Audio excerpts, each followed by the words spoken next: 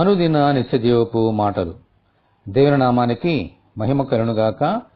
దేవుని వాక్యాన్ని చదువుకుందాము. యెహోవా, నీ నివాస మందిరమును, నీ తేజో మహిమ నిలుచు స్థలమును నేను ప్రేమించుచున్నాను. కీర్తనల గ్రంథము 26వ అధ్యాయము 8వ వచనం. దావీదు భక్తుడు దేవుని మందిరము గురించి 2 సంగతులను మనకు బోధిస్తున్నాడు.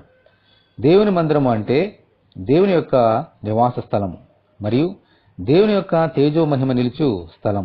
అందుకే దావీదు దేవుని మందిరాన్ని ప్రేమిస్తున్నానని చెప్పాడు. మనము కూడా దావీదు వలె దేవుని మందిరాన్ని ప్రేమించాలంటే ఖచ్చితంగా దేవుని మందిరానికి వెళ్ళాలి. అప్పుడు ఆయన సన్నిధి మనకు దొరుకుతుంది. ఆయన తేజో మహిమను అనుభవించగలుగుతాము. ప్రభువా, మీ మందిరానికి నన్ను రప్పించి ఆ అనుభవంలోనికి నడిపించమని మనమందరము ప్రార్థనలో వేడుకుందాము. ప్రభువా, మీ కొందనాలు తండ్రి.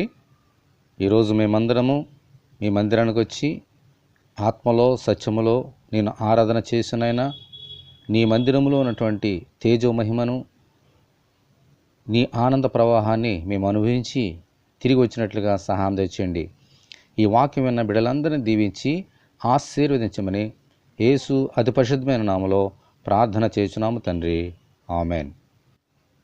దేవుని కృప మనకందరికీ తోడేనుగాక. పరిశుద్ధ దేవుని మందిరం.